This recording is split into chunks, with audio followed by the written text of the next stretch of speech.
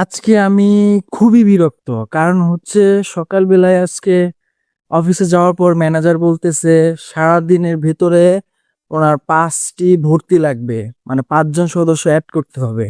এখন মাসের শেষ, কিভাবে যে কি করি মাথায় কাজ করতেছে না। যাই হোক, দিনটা ভালো মতো শুরু হলো না আজকে, মনটা ভালো নেই। চলুন দেখা যাক কি হয়।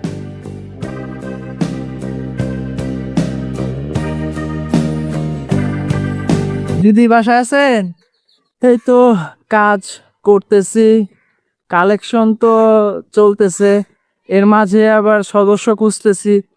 ভাই, মানে বোঝাতে হয় কিভাবে ঋণটা আমাদের পরিচালনা হয়।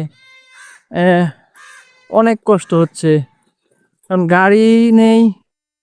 গাড়ির জন্য আসলে এই হেঁটে হেঁটে কাজ করতে করতে কালকে প্রচুর হাঁটাহাঁটি হয়েছে।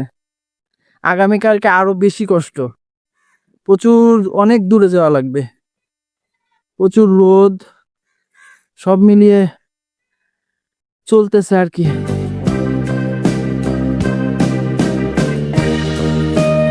ক্লান্ত হয়ে রাস্তার পাশে একটু বসলাম। আজকে ডে 6, খুব একটা সহজ যাচ্ছে না। আজ হঠাৎ কাজের মাঝে এমনিতেই প্রেসার।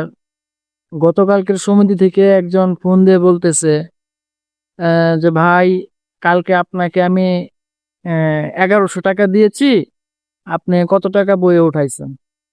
তা আমি পরে বললাম যে না, আপনি তো ১০০০ টাকা দিছেন।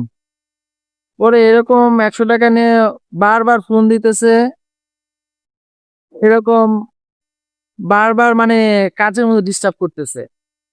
পরে অনেক বোঝানোর পরে বললাম যে আমি প্রতিদিন এত টাকা নিয়ে ট্রানজেকশন করি, আপনার ১০০ টাকা কি আমি মানে না বলে নিয়ে নেব? ও তো যাই হোক, ওনার ওয়াইফের কাছে উনি টাকা দিয়ে গেছে। তো ওনার ওয়াইফ ভুলবশত কি করছে এখন সেটা বলতেছে যে আমি তো ওই স্যারের কাছে ১১০০ টাকাই দিছি, তো উনি বইয়ে তো ১০০০ টাকা উঠাইছে। তো এরকম আসলে আহ সমস্যা প্রতিনিয়তই হয়। মানে মানুষ করবে একটা, কিন্তু ব্লেম দিবে আরেকজনকে। তো একটা সময় মনে হচ্ছিল আজকে কোনো কিছুই ঠিক হবে না, এমনিতেই প্রেশার যাচ্ছে। তো এরপর মনে হলো যে প্রবলেম আসবেই, আর এটাই হচ্ছে আমাদের জীবনের একটি পার্ট। কিন্তু মূল বিষয় হচ্ছে ঘাবড়ে যাওয়া যাবে না, প্রতিটা সমস্যাকেই সঠিকভাবে ফেস করতে হবে। তো আজকে দিনটা পারফেক্ট যায়নি, তারপরেও আমি আমার ডে 6 কমপ্লিট করলাম। কাল আবার নতুন করে শুরু করব। আল্লাহ হাফেজ।